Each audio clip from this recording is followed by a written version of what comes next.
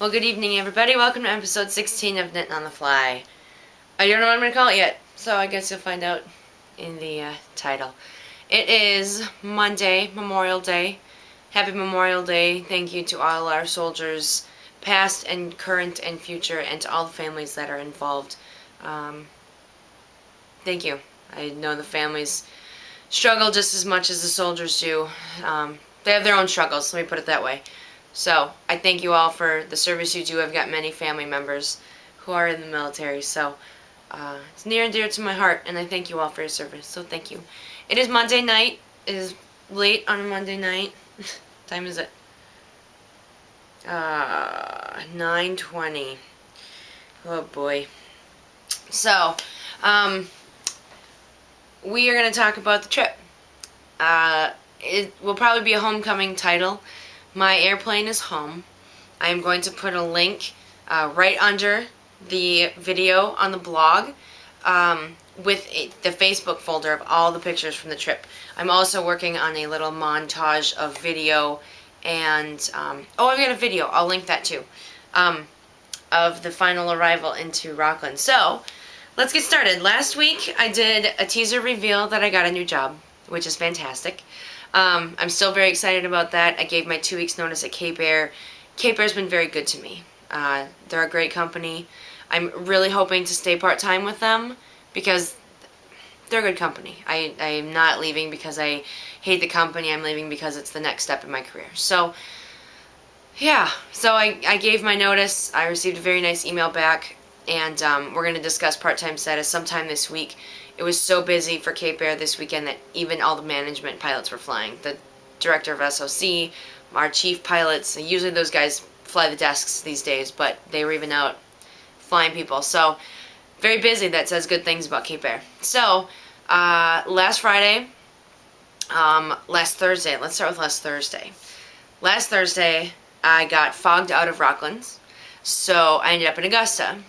I got in a cab and rode home with all the passengers, and had to shower, do some laundry, do some dishes, and get back in a cab at 5:30 in the morning, and go back to Augusta, where we were taking all the Rockland passengers and all the Augusta passengers in one flight with the Augusta pilot.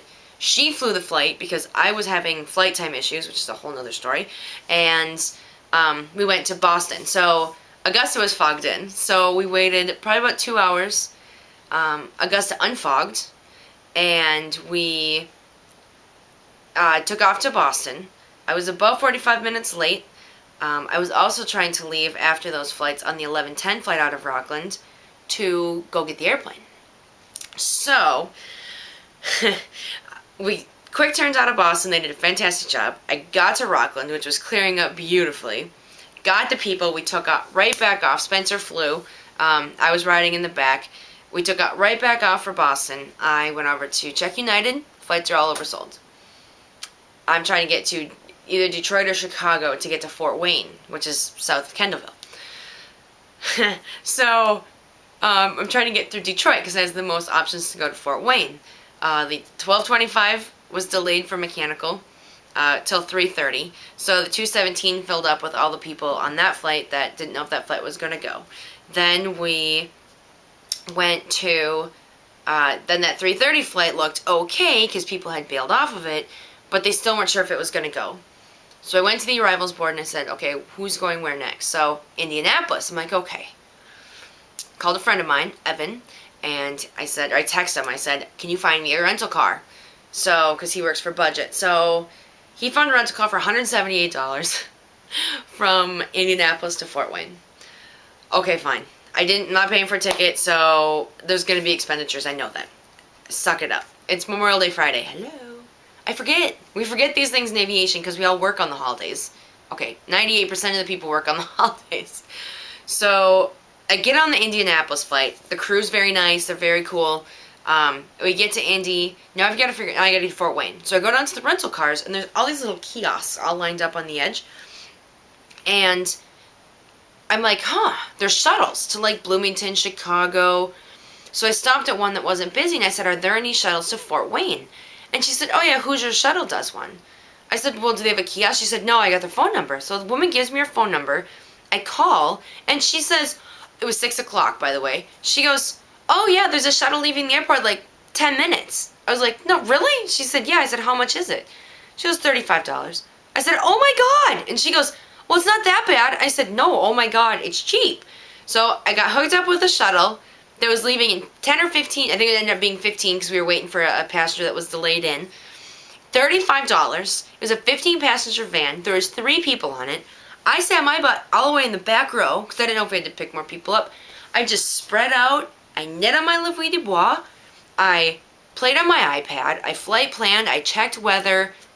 Going crazy. So, it was great.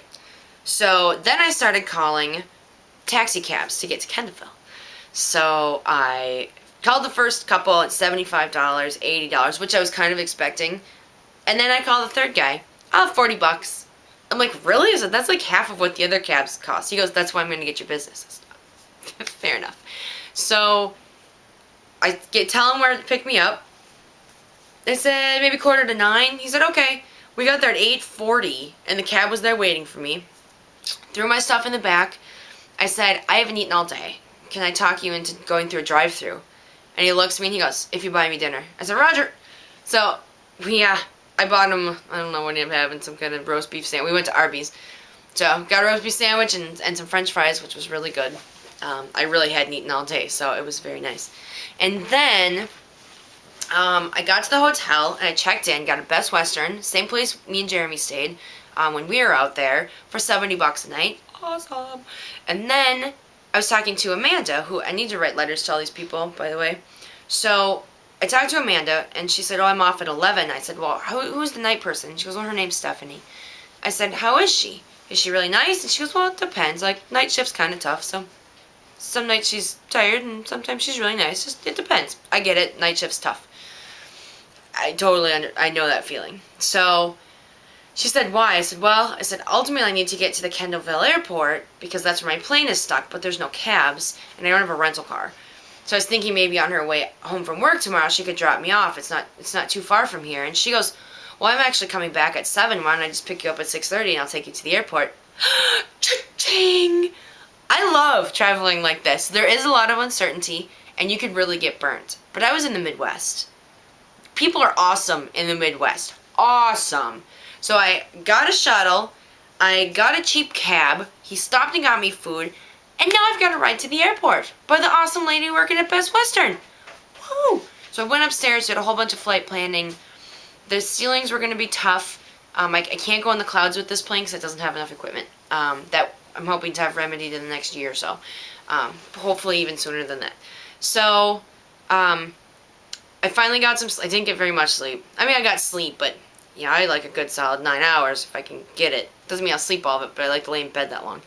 And I didn't get that. But I woke up ready to go. I packed my stuff, got downstairs, had some breakfast. I had yogurt and a banana and some biscuits and gravy and sausage gravy and some apple juice and chit-chat with a night lady who was working the day that me and Jeremy left a couple weeks ago. So my ride showed up right on time. I said, can we stop at the BP so I can get some water? So we stopped at the gas station. I got some water and some beef jerky and some Cheez-Its and some corn nuts. Those are my favorite airplane travel foods. So she takes me to the airport. I call the nice gentleman that had helped us out the last time, and he walked me through how to get the hangar open. I pulled the plane out. There's some pictures in here. You'll see her in front of the hangar. I paid my parking fees, which were super cheap. I sat there for a couple hours, kind of waited for some ceilings to go up. They went up, and I left. So I left Kendallville, Indiana, went to Galion, Ohio, landed with some self-serve gas for, I think it was $4.49 a gallon, which is really good for aviation fuel, which some places are paying over $4 a gallon for car fuel. So that's pretty good. So I pull up, and a guy comes out, and he says, are you here for the meeting? And I was like, what? He's like, oh, there's a Cherokee meeting today. I was like, no, I'm just came for cheap gas. I said, I don't know anything about a meeting. And he goes, oh, that's funny. I said, why? And he points across the ramp, and there's like 4 of the Cherokees there. That apparently there's a Cherokees to Oshkosh group that they're going to do formation flying at Oshkosh this year, and they happen to be having a meeting that afternoon at that airport about Formation Flying Cherokees, which is the plane I have, type of plane I have, to Oshkosh. So this trip was just full of amazing things. So that was really cool. I got to meet all of them. They were very nice. I checked some more weather, charged up my iPad and my phone, and took off from Galleon. Went to Sydney, New York, which is the home of Bendix Magnetos, which is a very important airplane part. It fires the spark plugs, does the timing for the spark plugs to fire. And so we have 2 in each cylinder. Most planes have 2 in each cylinder. So, met some really nice old dudes there. They showed me a couple airplanes in their hangar. They gave me a free Dr. Pepper. They took me up to get me a little bit of food because it was like 4 or 5 in the afternoon. I hadn't eaten all day. And there were some pop-up thunderstorms over Massachusetts, over Manchester, and that's kind of the way I was going. So, Rockland was fogged in. The ceilings were kind of low along the coast. So, Jeremy said, "You gonna stay there?" I'm like, "Nope, I'm coming as close as I can." So I took off from New York, and I got flight following, which means you talk to controllers. You know, you're basically doing whatever you want, but they give you weather and if there's traffic around, stuff like that. So I take off and I aim for Pittsfield, Massachusetts. Well, I get like 20 miles from there and it's still good. I'm like, okay, we're going to go to Manchester. So they switch it to Manchester. Get to Manchester. It's gorgeous. It is clear blue skies. It is smooth. Oh, it was awesome. I'm like, okay, we're going to go to Skyhaven. So we got to Skyhaven, or me and the plane, we get to Skyhaven, and then they're like, no, we're going to go to Biddeford. We're going to go to Lewiston. So, like, I just keep upping my ante as I'm getting closer and closer, and I'm like, yo, we're going all the way to Augusta, which is 45 miles away from home. So I'm texting Jeremy. I'm like, we're going to Augusta. I'm 30 minutes out. Come and get me. So him and his sister jumped in the car. It's about an hour drive. They go screaming for Augusta. I'm talking to Approach, talk to a coworker on the radio. Like, I get all the way home. It's about 7.5, 8 hours of flying that day. We get to Augusta. I tied it down. It was so exciting to have her that close. So we came home. I had some dinner. Finished watching. They were watching the other guys when I text. And so we finished watching that. I crashed. We both crashed. I was exhausted. Jeremy had got like an hour of sleep all day. He'd come off the night shift. And we were exhausted. So we get up yesterday, which is Sunday, and the weather started to clear up, so we headed for Augusta. We went to Olive Garden. Love Olive Garden. Yummy. And had some lunch, and then we went to the airport. So I left Augusta. I waited for about a half hour because he wanted to be here when I got here. So we had a whole plan of a video to shoot, and we just didn't know what was going to happen with the fog. So I came in. It was really kind of low. I mean, it was fine, but I got close, and I was going to approach from the south, and I couldn't do that. So I ended up having to approach over the Rockland Harbor and just come in for a landing. We were going to do kind of a little circle maneuver, but the cloud, there's fog hanging off the coast, and you just don't play with the fog. You just go and land. So it can move in a matter of 5 to 10 minutes. So we didn't want to mess around, so I came in and landed, and pretty good landing for her first landing at home. So she's at her new home. Me and Jeremy took her flying today. We gave her a bath yesterday. We scrubbed her down. She was so dirty. They kept her in a hangar, but the birds get in it, and it's dusty, and they land on grass. So there's a lot of mud and stuff that gets thrown on the bottom. So we gave her a good bath just on the top, and then we went and bought some degreaser and just some really good car wash soap.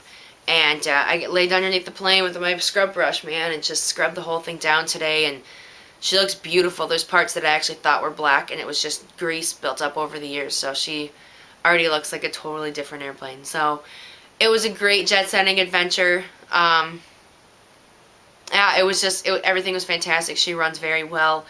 There's some, Jeremy vacuumed out the inside today while I scrubbed underneath, and she just looks like a totally different airplane. So you'll see a lot of the pictures on that once I get the video done. But there's a lot of pictures on the link I'll put underneath to my Facebook folder that you'll be able to see. So it was great. It was absolutely phenomenal. So that is my jet setting for the week. This coming weekend, a preview of jet setting, and the next episode will be the first joint podcast that I'm going to do with Heather from Highland Handmaids, Boutros Babe, for those of you on Pork. And yeah, I don't know if we're going to film two separate videos, we probably will. We'll probably do two different podcasts, because she wants to do one, so we'll do one in her format, and then we'll do one in my format. I think could all be up for a change. I don't know.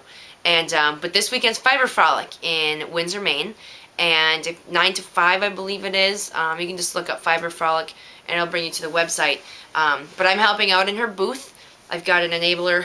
It actually says enabled on the thing, because she enables me, and her husband says evil enabler, and hers says Fiberista.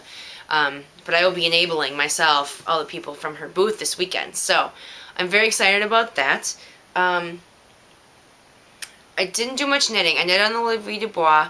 This is totally not going to be random, a regular thing. I didn't finish anything. I have nothing planned. I need to get on my cousin's blanket after my mom's socks. That hasn't changed. Spinning, which is my holding. Oh, I still have my little ties. Sorry. Ignore the yellow. And I don't know how Leslie and Laura do this. But that is my Knit Girls. I can't see. I'm using a new camera, by the way, so I don't know what any of this looks like. That is my Knit Girls Spin Along fiber. It is 165 yards, and I don't know. It's probably a worsted. Maybe just a little bit lighter than that. Yeah, maybe a little lighter than worsted. So that is done. I haven't started anything else. I am impatiently awaiting the arrival of my sidekick, which is still like more than a month away, but I'm just antsy. But I've got some other stuff on the spindles, and Heather also is going to hook me up with, at the Frolic, I want a really light spindle, so I think I'm going to get, I have a cherry, and I have a bird's eye maple, and I can't remember what I'm going to have next, but we talked about it at Acadia Fiber Fair, so I'm going to get to pick out a very light spindle for Saturday. Ooh. So, I've got that coming up. What else do I have? Reservations, my regular babble. What did we do? So we took care of the plane. We went flying today. We went and buzzed Islesboro. Tina, we buzzed your house. I couldn't see you, and we didn't want to dawdle around too much because we don't want to make everyone in Islesboro angry. But I did go buzz Knitter Freak, and she did see us, so that was really fun. Jeremy was actually flying, and I was texting her while we were doing that. So it was really good. We had a really good time. So we took her, got her all cleaned up. She's tied down. I'm working on securing a hanger for her. I think we're going to call her Wendy, because it's an inside joke between Jeremy and I from when we first started, before we even started hanging out. It was when we were still doing the flirting thing, which was not hidden by either of us, but yeah, we still flirted. We totally both knew what the other was getting at, but we played the game anyway. But there was a Wendy reference from the beginning of our relationship, and her tail number is 5141 Whiskey, so with a W at the end. So I think we're going to name her Wendy. That's kind of poking its head out to be the choice. So Fiber Frolics this weekend. I did have some notes somewhere, but I can't find the notes. So if I forgot stuff, I'll do them next week or this weekend. So in just a few days, you should get a joint podcast with me and Heather. Prepare for a lot of babble and yapping and laughing and ridiculousness. So I'm very excited. I hope you guys have a great week. I'm back to work tomorrow. Oh, I'm so glad I remembered. Amelia Bella from His and Hers, her and Sean had a little giveaway a few weeks ago, and I won one of the prizes, and I got it in the mail. It's a little bag. It's like a little notions bag, a little trinket bag. See it? And it's by wickedcozy.etsy.com. So wickedcozy.etsy.com. Very nicely lined, very good finishing. It's fantastic. It's really good. I like it. I do. I think it's very cool. Oh, she's even got it secured. Ooh. See, I haven't even totally dug this open. Wow, very nice. Better finishing than I do on my bags. Anyway, that's all I got this week. I don't have much on the knitting front, but the jet setting was a total adventure. So, anyway, I hope you all have a great week, and we'll see how this camera works. I might go back to the, I don't know if you can hear that. That's an airplane out at the airport. That's how close I am. It's really loud. I might go back to the webcam, or the laptop cam. But anyway, have a great week. Happy June by the next time I talk to you. And everybody keep staying safe with the weather, and have a good week. Bye.